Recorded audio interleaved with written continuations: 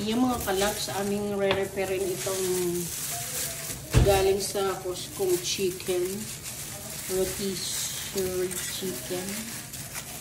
Yan, nilagyan ni Ningning ng dahon ng salay para magkaroon ng lasa.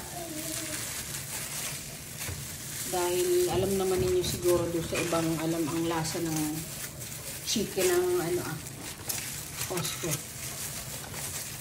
Ayan, para magkaroon ng it will add flavor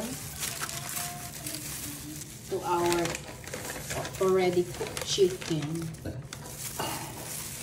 Ay ating uli siyang i-oven para maglasang inasal. Inasal ba inihaw? Yun ang inihaw din, di ba? Nire-repair po ninyo.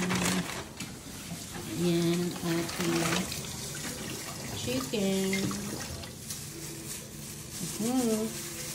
Tingnan natin ang lasa mamaya.